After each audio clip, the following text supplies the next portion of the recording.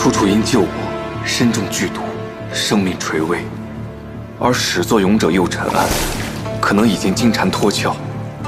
我舍命也要护楚楚周全。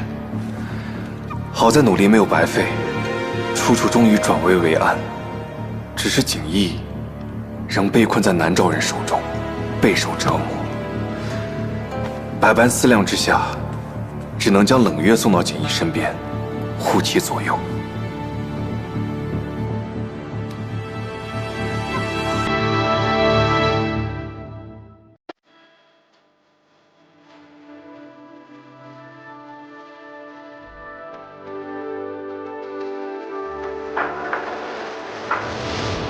路一段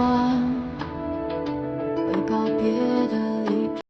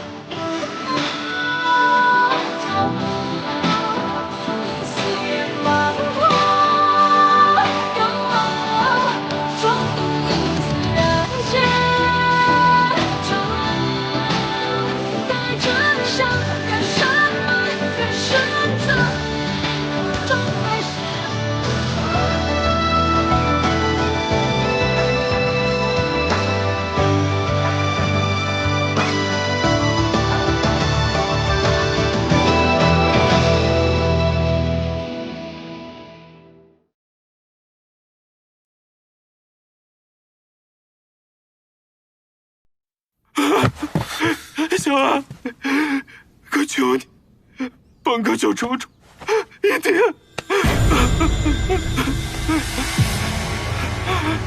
你这是干什么？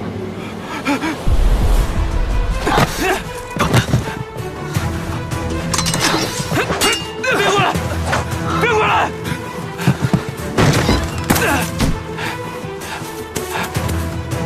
不能走漏消息，拦住他！是。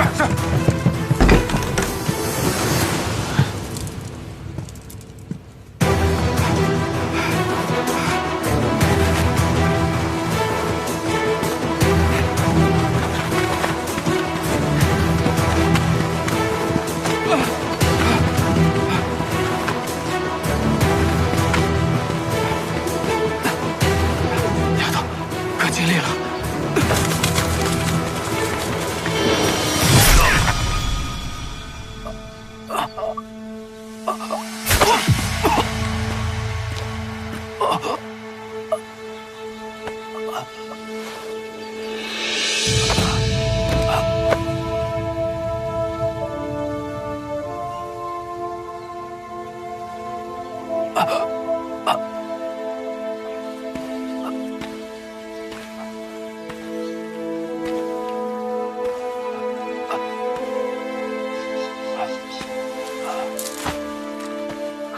楚大哥，在这个世上，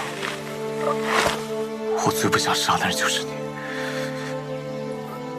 但你却背叛了我。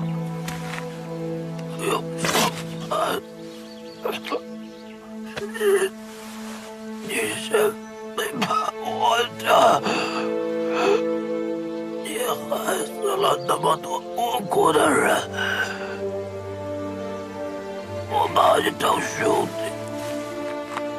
你留我，留楚楚，我就在地狱里等着你。你作恶多端，连冤枉都不会受，你就想再杀楚楚？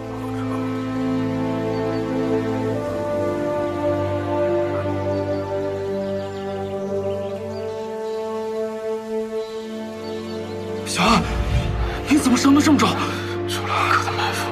小安，我先帮你处理一下伤口，有我在，不会让你有事的。裘大哥，小安，你怎么也到长安来了？真好，以后可以常见到你了。快吃吧，快吃吧，这样才像一家人。好生把它埋了吧。是。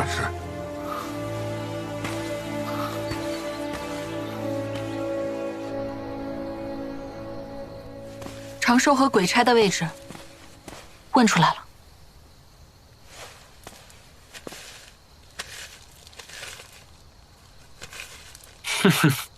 西市大米行左侧，甜水巷2门。哎，这姑娘她人呢？紫姑娘说要回家放趟东西，不过大人放心，我已安排2个人跟着她。很好。王爷，楚楚，你们夫妻俩连跳窗都选同一扇，不错啊，气色恢复了不少。锦衣那边如何了？还是那样呗。高罗千盯得紧，我演了一出大戏，甩掉2个跟班才能回来一趟。可是高罗千他下手没个轻重，我担心伤了锦衣的肺腑，所以回来取些药。让陈凤多给你拿点。王爷，调查的怎么样了？可有右承安的消息？还是没有消息。但是最近南诏在边境，气焰极其嚣张，右承安应该已经回去了。不行，我得想办法去趟南诏，就算不能把他带回来，也得打探些线索，不然再被高罗千困下去，锦衣怕是有危险了。我已经派人去了。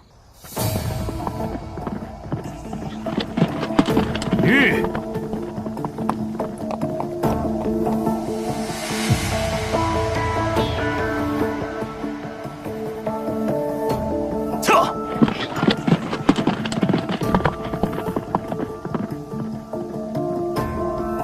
我们也不能把希望全部寄托在周汉身上。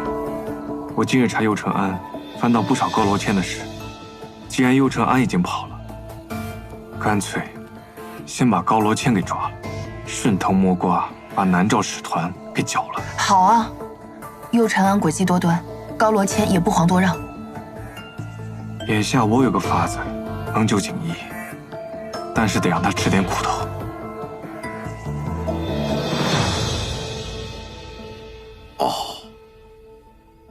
你是说，大唐很快就会知道你是假死的？是，儿臣怕贻误战机，所以特此前来禀报。啊，其实近几日啊，本王爷在调遣兵马，只是碍于这胶州境内有一天堑，这天堑是通往胶州城的唯一通道，易守难攻啊。还有胶州边境，他们遍布岗哨，我们这边稍有动静，他们就会立刻阻断天堑，我们依然无法入城。父王，儿臣愿率领一个小队，穿越胶州边境，夺下天堑。容父王好好想想。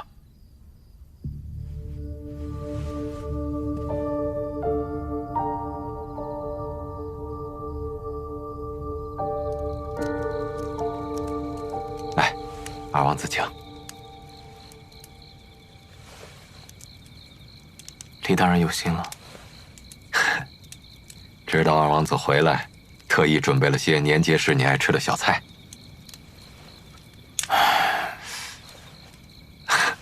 怎么了，二王子？去了大唐一遭，换了口味，不喜这些了？李大人，你可知为何年节时我总要备下这道外人看起来都觉得奇怪的小菜吗？与其说是喜爱，倒不如说是怀念。娘没本事，护不住你。吃完这些致残用，娘就送你走。娘在黔州有门远亲，先将你送去待上几年。等娘寻到了谋生的法子，一定把你接回来。李大人，你觉得我是一个怎样的人？二王子，你很像我们汉人常说的一位国君，越王勾践，忍辱负重，韬光养晦，胸有筹谋，实乃为君之大才呀！李某跟随左右，正是笃信，您定能成就一番霸业。可为何楚河说，连阎王也不会收我？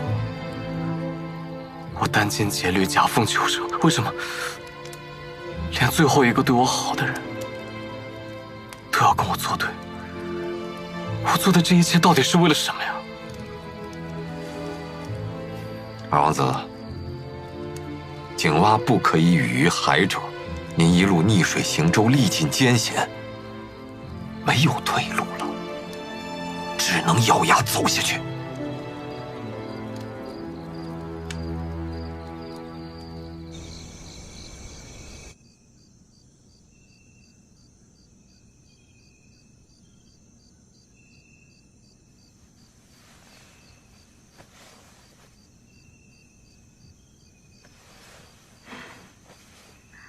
睡不着，我们就聊聊天吧。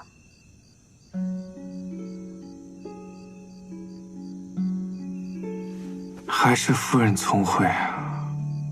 我都装得这般像了，还是瞒不过你。你是在担心锦衣吧？他替我顶了罪，高罗谦为达目的，定是日日折磨他。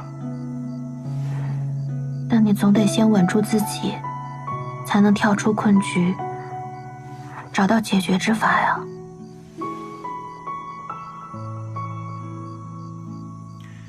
还是我呢？你不是也没睡？在想大哥？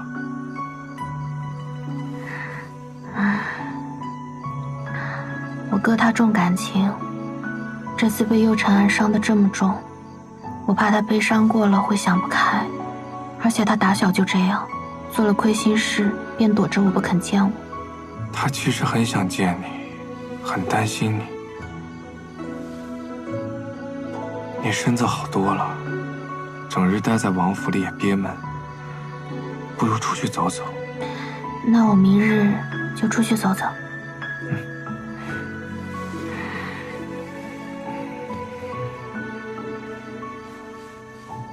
快睡吧。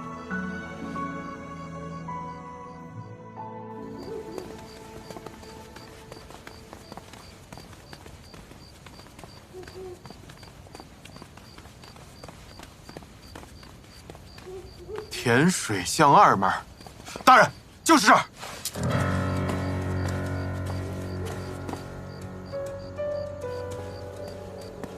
你们2个在外边守着。是。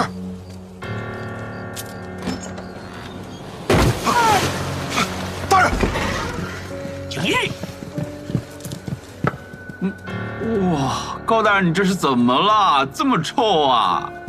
你竟然敢耍我！你哟，这字条怎么在你手上？那姑娘说是要去如厕，我给她写了个位置。高大人，你怎么……好啊，景逸，你还当自己是人人敬仰的景少卿是吗？来呀，好好招待景少卿。是。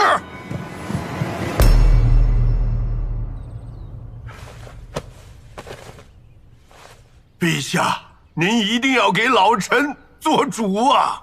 哎呀，老臣为了大唐，呕心沥血，兢兢业业，到老了，唯一的骨血却惨遭毒手，老臣夜不能寐，老臣心痛啊！哎呀，阁老，这是怎么了？景逸不是在府上待得好好的吗？出什么事儿了？来，快起来！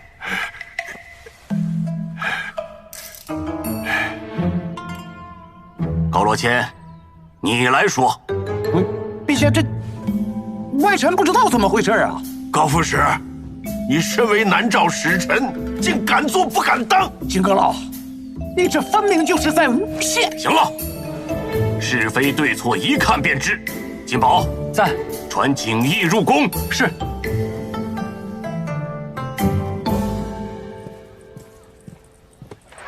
哥，哥，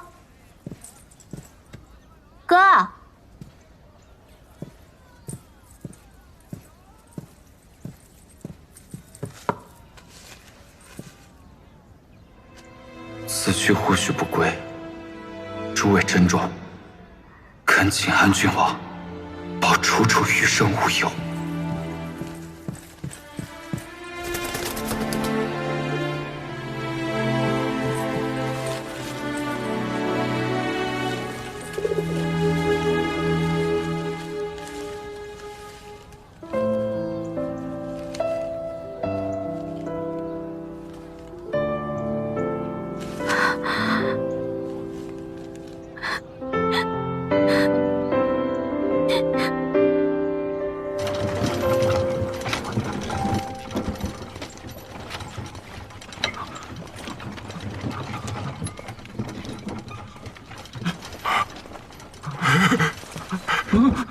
玉儿，玉儿，玉儿，你怎么伤成这个样子？高罗谦，你敢私用刑罚？你是不是忘了，你脚下踩的还是我大唐的土地？冤枉啊，陛下！这外臣不知道怎么回事。不是高副使，难不成是我自己打的我自己？是你的夫人。昨天我确实很生气，但也就是想吓唬吓唬。高罗谦，你好大的胆！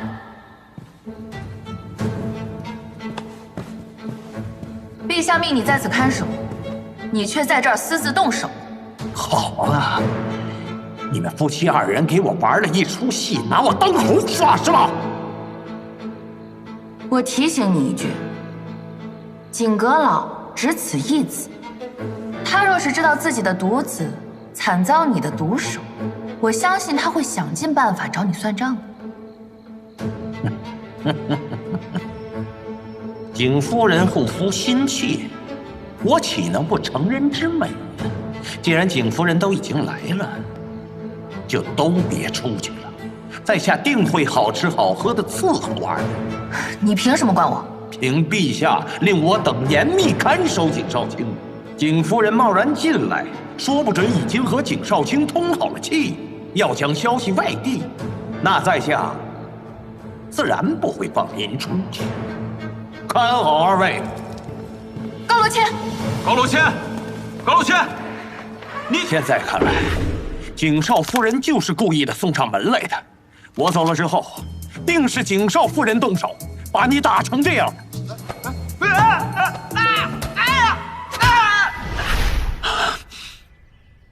高副使，你是吃药把脑子吃坏了吗？陛下，高副使认定我跟安郡王合谋害了二王子，就想逼宫，信口雌黄。我相信大唐的律法，岂会假私报复？更何况，即便我要私刑逼你认罪，到了圣产跟前，不还是会露馅吗？就如同你们现在污蔑我一般，我没理由这样做。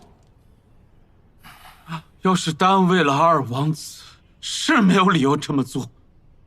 但臣不慎听闻，高副使与大唐官员中毒一案有关，所以情急之下想要杀人灭口。此话当真？污蔑，这是污蔑！污蔑！高副使难道忘了半年前出售了一间药肆吗？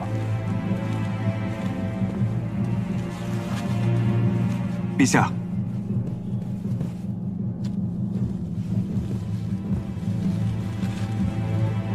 半年前，高副使转手了一处药肆，留下来的老伙计长寿，乃是此前中毒案中贩卖毒品的南诏细作之一。据长寿交代，他就是受了高副使的指使，伪装潜伏在长安，伺机作乱。高副使，你作何解释？回禀陛下，外臣确实因不善经营，转手了一家药肆，可长寿之事一无所知。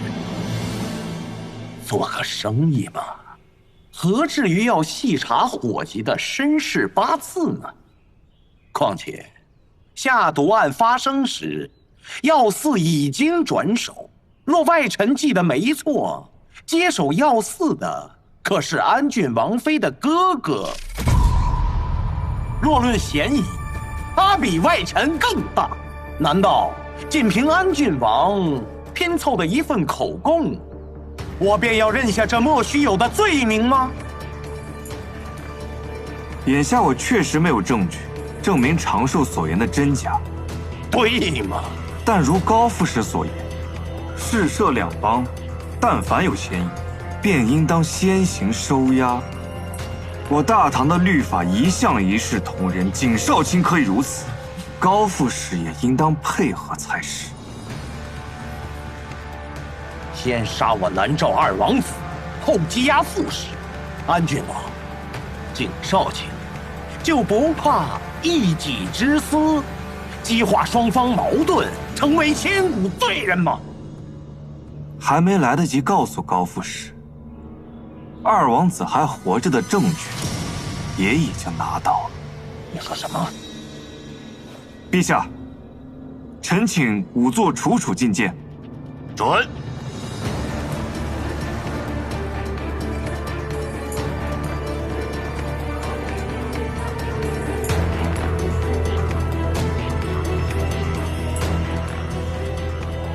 陛下，右承安假死脱身，不久前已回南诏。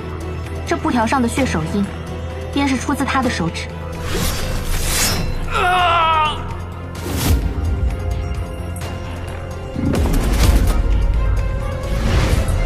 哼，一个手指印，能说明什么呀？这枚手指印与三法司之前采集的右承安的指印完全一致。这个指纹何时出现都不知道，没准是你们弄死他之前得到的。布条上的血迹一验便知，这个手印最多出现不超过3日。这是家兄楚河在右承安处送回来的铁证。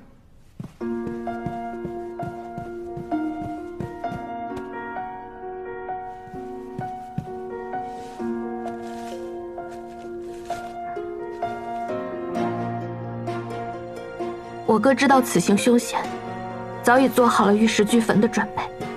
他送信回来的鸽子上沾满了混乱的血迹，便是他向右承安取手印时起了激烈的争执，仓促间他只能将手印和绝笔信送回。我哥为了这份铁证，他赔上了自己的性命。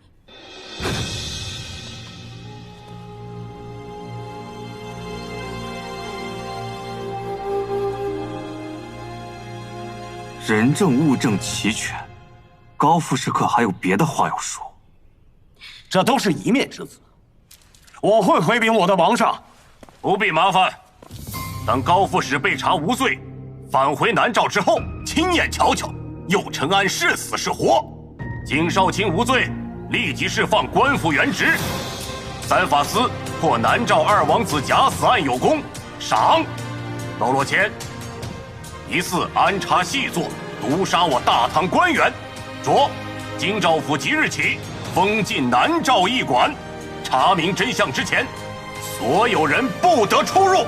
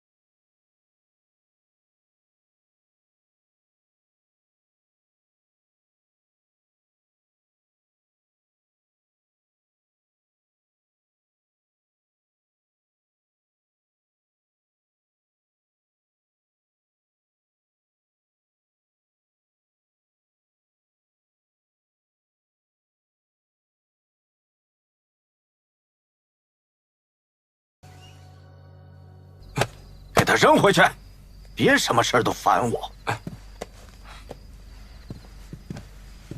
夫人，哎，什么大事儿啊，在这唉声叹气的。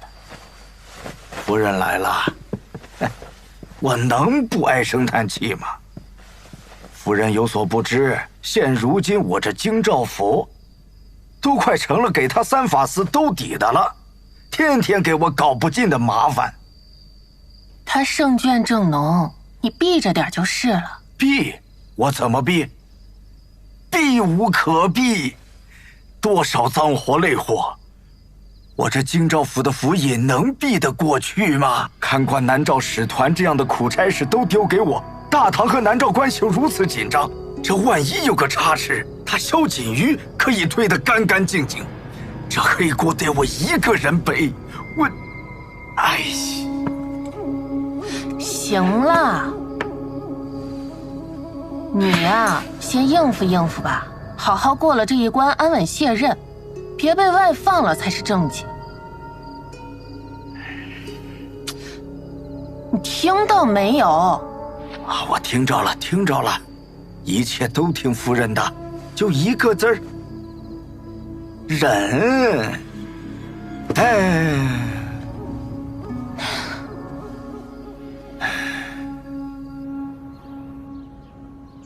高楼谦虽然已经被我们控制了，但是他能在京城做这么多不轨之事，肯定少不了我大唐官员的协助。这些都是大唐未知的隐患。其实细细一想，还挺毛骨悚然的。本来以为万事太平、风调雨顺，没想到敌人的爪子早就已经死死陷入我们大唐了。我记得你在追查右承安行踪时，曾撞见京兆府也在私下查找，但京兆府并未向三法司上报搜查结果。是的，我曾在京郊的一个驿站撞见过他。他与高罗谦相谈甚欢。他们来这里干什么？说是到附近寻找涉案人。您可知道他们都聊了什么？小人记性不太好。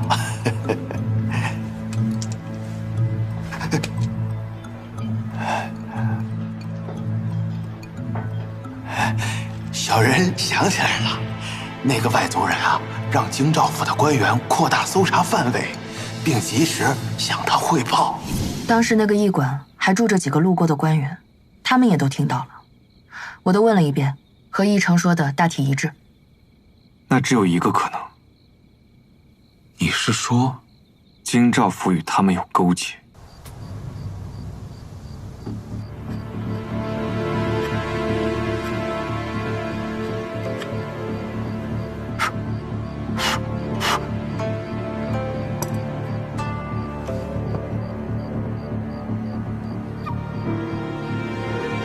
京兆府与南诏勾结，你们知道自己在说什么吗？我也希望我们是猜错了。江道海向来与我不睦，自我提出各州府御史各地为官后，那些刺史早就想将我拉下台。江道海与他们走得很近，此后无论是教坊接连发生命案，还是京中安防，亦或是将我患肝霉疮之症大肆宣扬，或许都与江道海脱不了干系。就是不知道这江道海背后到底还有谁。胶州出兵已是定时，南诏定会想方设法将大唐拖入更被动的局面。接下来定会有一场惊天动地的大事。若只是南诏单独发难，不管搞出多大的动静，都可能只是一己之私。但若是南诏与大唐官员内外勾结，祸乱长安，那他们的目的就只有一个：江山。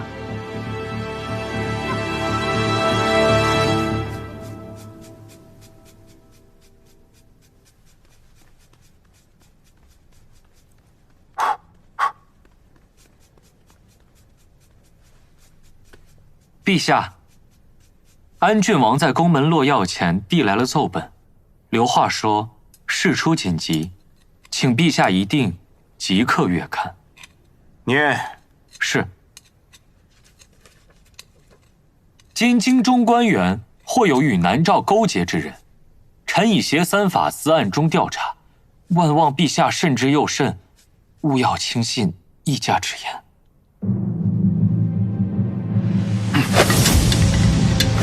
陛下息怒。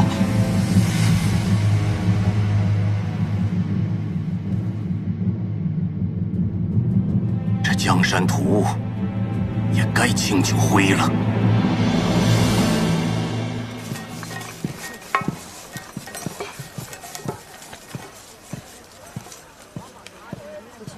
这是徐老大夫给江大人配的药。有劳神医费心。是。哎，这个再磨碎一点啊！把那个也加进去。伙计，行。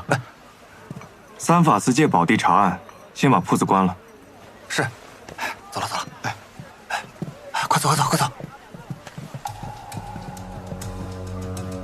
安郡王，你这是什么意思呀？夫人莫急，只是有几个问题想问问你。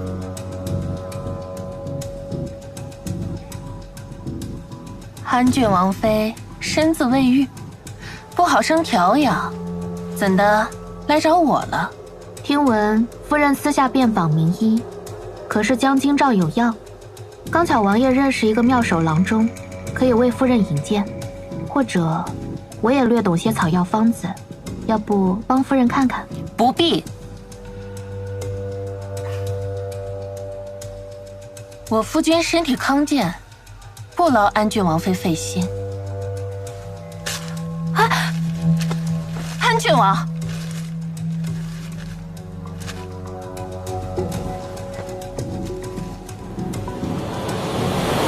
这是求子的方子。我跟江道海成亲多年，都未能怀上个一儿半女，给他买些药调理调理，有何不可？你们若是将此事宣扬出去，损了赵家的颜面，绝对得不到半点好处。我们对你们夫妻二人的私事并不感兴趣。今日唐突冒犯，是因为江京兆现下的处境非常危险。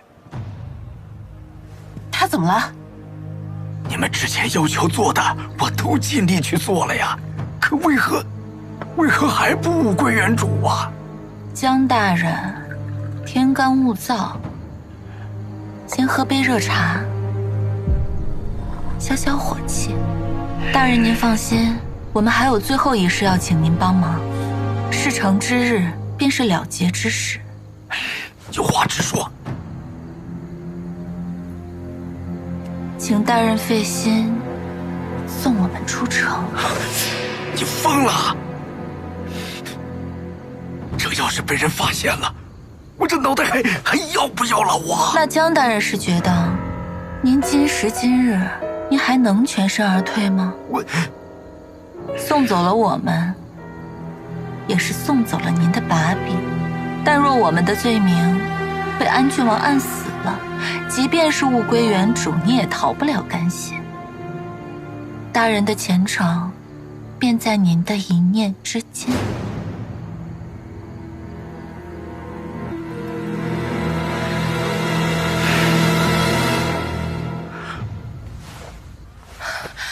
京兆府有奸细，别人我不清楚，但江道海肯定不敢行叛国之事，哪有这个胆子啊？你若是信他，更应该配合我。上宫治胃病，若真是有病患，那趁他还没有变成大患之前，及时根除，才能平安。一味的拖延，并发到人人都看得分明时，那便是成仙也无法救了。倘若江京兆真的是清白的，三法司也不会放任任何人冤枉了他。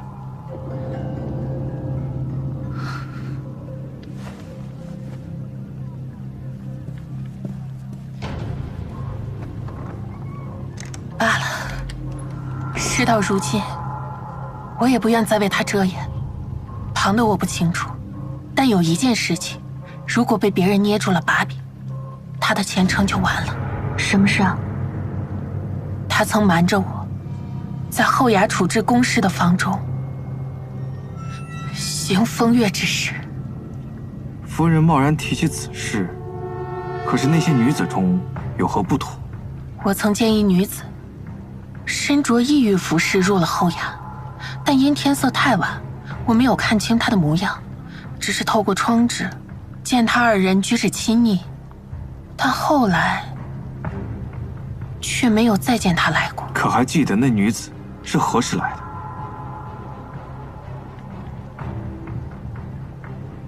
是神官法师死后，那日我本想找他商议如何才能解救森瑶的。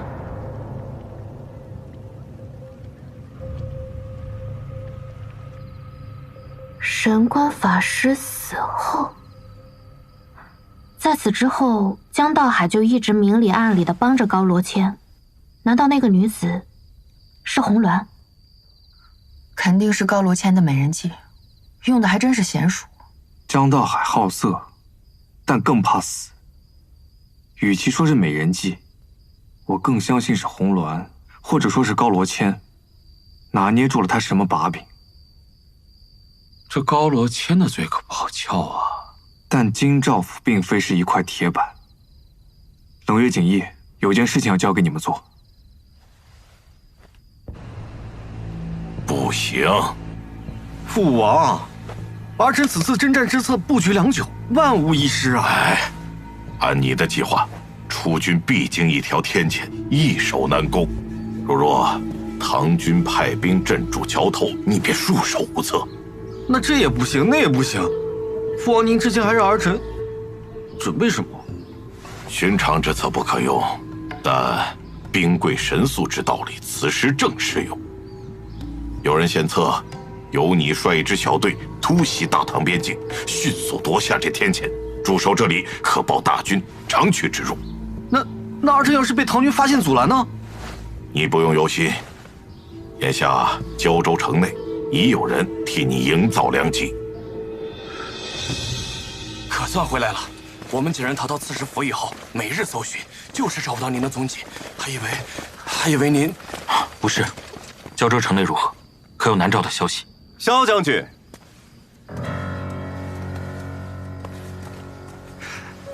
萧将军别来无恙啊！韩长史，萧将军跟安郡王不愧是兄弟啊！走到哪儿就见面到哪儿，显得我们多懒怠似的。萧将军，有刺史从长安归来之前，本官暂时代管刺史府。萧将军有任何需要，尽管吩咐在下便是。我奉旨接任安南将军，统领胶州边军，为抵御南诏突袭，需尽快了解胶州军务，还请韩长史戮力配合。啊，原来是这样。韩长史，韩长史，出事了呀！什么事慌慌张张的？说，韩长史，南诏攻打咱们的烽燧了。